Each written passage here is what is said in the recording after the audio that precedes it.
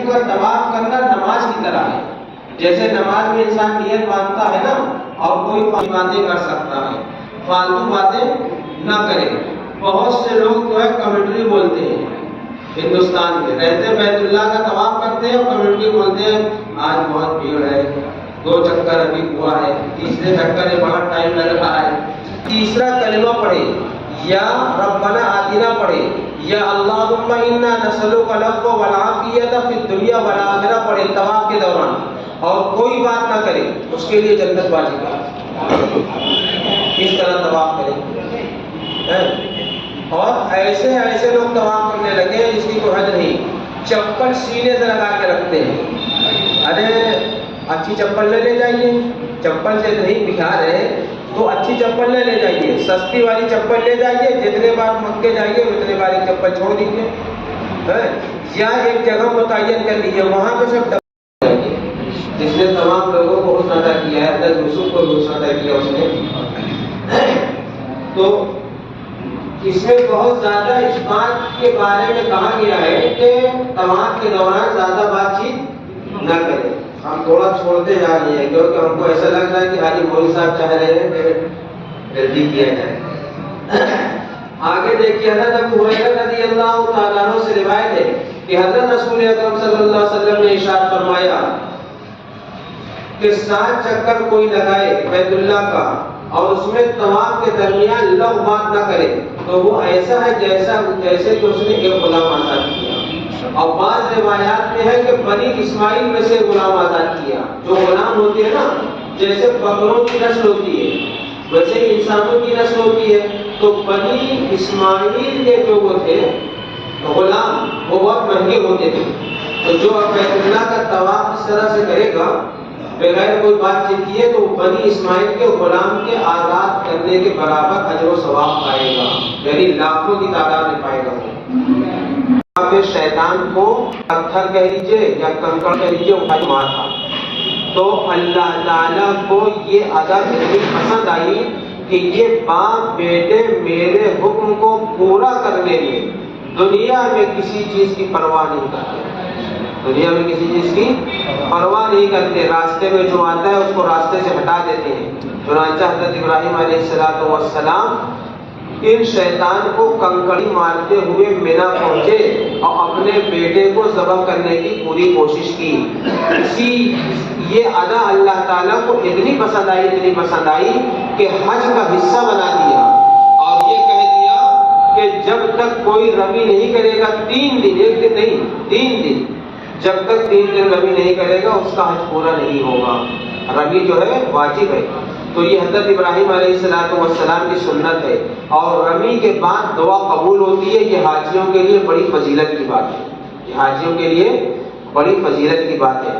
اور جس وقت رمی کرے انسان کو یہ سوچے کہ ہم جو ہے اللہ کے لیے اس شیطان کو مار رہے ہیں, اور آئندہ ہم شیطان کے مکر و فریب سے جو ہے پرہیز کریں گے, اور ایسے ہی اس کو کنکڑ مار دیا کریں گے جب بھی شیطان ہمارے پاس آئے گا. آج کل شیطان سے لوگ دوستی خوب کرتے ہیں, جبکہ قرآن میں ہے ان الشیطان لکم عدو مبین, کہ شیطان کیا ہے, آپ کا کھلا دشمن ہے, آپ کا کھلا دشمن. اللہ لبیک, یہ وہی تلبیہ ہے. چنانچہ حدیث میں آتا ہے تلبیہ کے معنی لبیک کہنا ہے. اور حضرت زید بن خالد جوہری سے روایت ہے کہ حضرت رسول اکرم صلی اللہ علیہ وسلم نے ارشاد فرمایا, میرے پاس جبرائیل آئے اور کہا کہ اے محمد صلی اللہ علیہ وسلم, آپ اپنے ساتھیوں کو حکم کیجئے کہ وہ تلبیہ بلند آواز سے پڑھیں, وہ تلبیہ بلند آواز سے پڑھیں, کیونکہ بلا شبہ یہ تلبیہ حج کے شعار میں سے ہے, حج کے شعار میں سے ہے. یعنی حج کی سب سے بڑی علامت تلبیہ ہے. اگر کوئی تلبیہ نہ پڑھے گا تو حج ہی نہیں ہوگا اس کا. شروع میں تو واجب میں پڑھنا, وہی سے حج شروع ہوتا ہے, احرام وہی سے پکا ہوتا ہے. حدیث میں ہے کہ حضرت ابو بکر رضی اللہ تعالیٰ عنہ سے روایت ہے کہ رسول اللہ صلی اللہ علیہ وسلم سے دریافت کیا گیا کہ کون سا حج افضل ہے. آپ صلی اللہ علیہ وسلم نے فرمایا, جس حج میں آواز بلند کرنا اور جانور کا خون بہانا پایا جائے وہ سب سے افضل ہے. یعنی مطلب یہ ہے کہ حج کی 3 قسمیں اگلے بار بتایا جائے گا. تو حج تمتع میں قربانی بھی ہے. تو جس حج میں قربانی ہو اور تلبیہ ہو وہ حج جو ہے زیادہ افضل ہے. اور ایسے ہی حدیث میں ہے کہ نبی اکرم صلی اللہ علیہ وسلم نے فرمایا کہ حج کی جو زینت ہے وہ تلبیہ. اور دیکھیں تلبیہ ہی سے حج اچھا بھی لگتا ہے. حضرت ابو ہریرہ رضی اللہ تعالیٰ عنہ سے روایت ہے کہ کوئی بلند آواز سے تلبیہ پڑھنے والا ایسا نہیں اور نہ تکبیر کہنے والا مگر یہ کہ اسے یہ بشارت دی جاتی ہے. پوچھا گیا رسول اللہ صلی اللہ علیہ وسلم سے کیا بشارت دی جاتی ہے؟ آپ نے فرمایا اسے جنت کی بشارت دی جاتی ہے. یعنی جب آپ تلبیہ پڑھتے ہیں نا کہ وہ کس حال میں مرے گا. اگر اس کو کسی ظالم بادشاہ نے نہیں روکا ہے, کوئی بیماری نہیں ہے اور کوئی تندرستی نہیں ہے, تو اس کو چاہیے کہ وہ ضرور حج کو جائے. باقاعدہ حدیث کے الفاظ ہیں انشاء فلیمت انشاء یہودیًا فلیمت انشاء نصرانیًا. اللہ کو اس کی پرواہ نہیں ہے کہ وہ حالت یہود پر مرے یا حالت کفر پر مرے یا جو ہے نصارہ کے حال اور مذہب پر مرے, اس کی پرواہ نہیں. اللہ تعالیٰ کو اس سے سخت جو ہے. اللہ تعالیٰ نے فرمایا وَمَن كَفَرَ فَإِنَّ اللَّهَ غَنِيٌّ عَنِ الْعَالَمِينَ, کہ جو شخص انکار کرے گا تو بے شک اللہ تعالیٰ غنی ہے تمام دنیا والوں سے. یعنی معلوم یہ ہوا کہ ہمارے حج کی ضرورت اللہ کو نہیں ہے. ہمارے حج کی ضرورت اللہ کو نہیں ہے بلکہ ہم کو ضرورت ہے اللہ کے لیے حج کرنے کی. بلکہ اس کو ضرورت ہے ہم کو ہے. چنانچہ اور بیت اللہ اللہ نے بنایا ہے اور اس بیت اللہ کا طواف کرتے ہیں 70,000 فرشتے روزانہ. اور جو 70,000 فرشتے روزانہ کرتے ہیں دوبارہ ان کو موقع کبھی بھی زندگی میں نہیں ملے گا. اس سے اندازہ لگائیے مزہ آئے گا. اور اگر آپ اس تصور کے ساتھ حج نہیں کریں گے تو پھر کچھ مزہ نہیں آئے گا. اب آگے چلتے ہیں, جلدی ختم کر دیا جائے. اس کے بعد تلبیہ کی فضیلت, جو تلبیہ پڑھا جاتا ہے لبیک اللہم لبیک, ہو گیا اللہ اور اللہ کے رسول نے بلا لیا, حج ہو گیا. حالانکہ ہماری دعا یہی ہے کہ اللہ قبول کر لے آپ لوگوں کے حج کو. لیکن مسئلہ یہ ہے کہ جب اللہ کے گھر جائیں اور حج کے لیے جائیں تو اتنی خوبصورتی سے ادا کریں کہ اللہ کی قبول حج کا یہ مطلب ہے کہ آپ ایسے ہو گئے جیسے اپنی ماں کی پیٹ سے ابھی پڑھ. اب اگر آپ مان لیجیے کہ بھائی فرض چھوڑ دیں گے, اس طرح نماز میں اگر فرض چھوڑ دیں گے تو کیا اسی طریقے سے اگر حج کے فرض ارکان چھوٹ جائیں گے تو بہت مشکل ہے. مشکل نہیں, اگر دنیا کی نظر سے دیکھا جائے تو وہ حج قبول نہیں ہوگا, آپ کو دوبارہ کرنا ہوگا.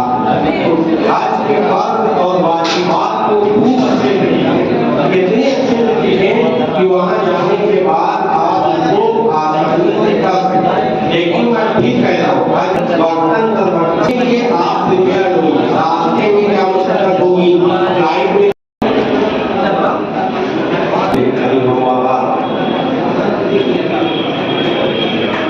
وہی لیٹر نے جو بھی بتایا میرے والے نے اور کیا آج ویلفیئر سوسائٹی کے تحت یہ خدمت کے سلسلے سے مجھے اس کا ممبر ہو جائے. اور جو ہم لوگوں کی سب سے پہلی تیاری اس خدمت کو یہی ہے کہ کیسے آپ سب لوگوں کا حج اچھا اور خوبصورت بنا دیا جائے. اس کے لیے کیا کرنا ہے, تیاری کرنا ہے. اور تیاری کس چیز کی کرنا ہے بھائی بتائیں. تیاری آج کل لوگ حج کی تیاری کا مطلب سوچتے ہیں کہ نیا کپڑا بن جائے, وہاں جانے کے لیے کھانے کا انتظام رہے. کہ آپ نے اتنی اچھی بات بتائی ہے کہ آپ کو دل میں اتر گیا ہوگا اور یہی چیز آپ کو وہاں جا کے کرنا پڑے گا. کیونکہ پچھلے بار کئی لوگ آئے ہم سے کہے کہ مفتی سیف الرحمان صاحب نے جیسے بتایا وہی ہم کو وہاں کیا, اور بہت ہی آسان. میں اپنے فخر اسلام جناب مفتی سیف الرحمان صاحب کا بے حد شکر گزار ہوں کہ ان کی طبیعت کچھ دن پہلے قبل علی تھے, لیکن انہوں نے آئے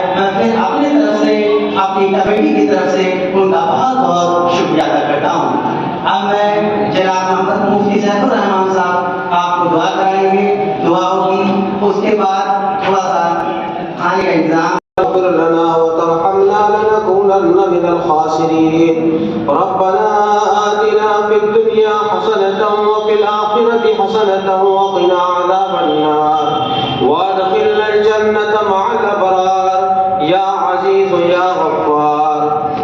یا اللہ ہم سب کے گناہوں اور خطاؤں کو معاف فرمائیے. یا اللہ ہم سب سے راضی ہو جائیے. یا اللہ اپنے سے راضی ہونے والے اعمال کی توفیق عطا فرمائیے. یا اللہ تیرے عزت و جلال کی قسم تیرے فضل سے جو ہے ہم سب جو ہے وہاں پر حاضر ہو رہے ہیں اور یہ صرف و صرف آپ کی مہربانی اور آپ کا احسان ہے. آپ نے ہم لوگوں کو اپنے گھر میں بلایا ہے. یا اللہ آپ کے گھر کا جو ادب ہے وہ ہم لوگوں کو سکھا دیجیے. آپ کے محبوب حضرت محمد الرسول اللہ صلی اللہ علیہ وسلم کے گھر کے جو آداب ہیں وہ بھی آپ سکھا دیجیے. یا ارحم الراحمین ہم لوگوں کا جو حج ہے ظاہری اور باطنی دونوں اعتبار سے جو ہے ایسا کر دیجیے جو آپ کی بارگاہ میں مقبول ہو جائے.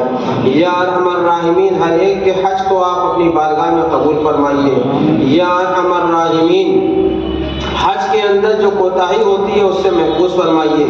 حج کے اندر جو چیزیں آپ کو مطلوب ہے اس سے ہم لوگوں کو حج کمیٹی جس نے یہ سلسلہ قائم کیا یا اللہ اس سلسلے کو تا قیامت باقی رکھیے.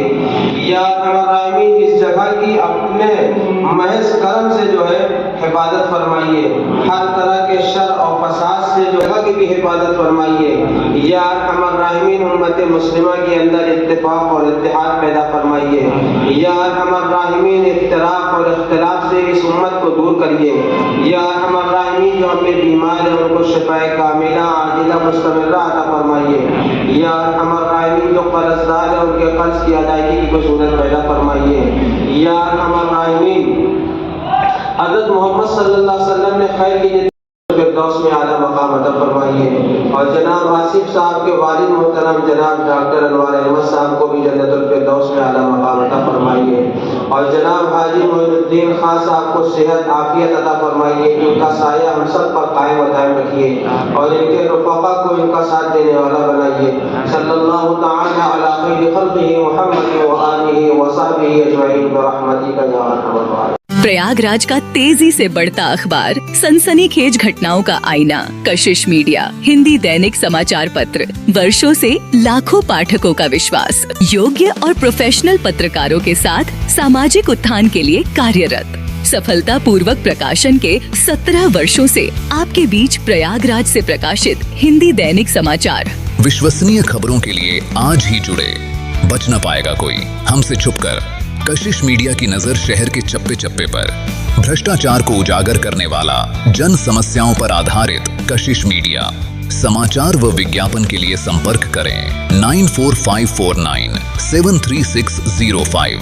अपने शहर की ताज़ा खबरों के लिए कशिश मीडिया हिंदी दैनिक समाचार पत्र फेसबुक पेज और यूट्यूब चैनल को सब्सक्राइब करें और बेल आइकॉन जरूर दबाएं.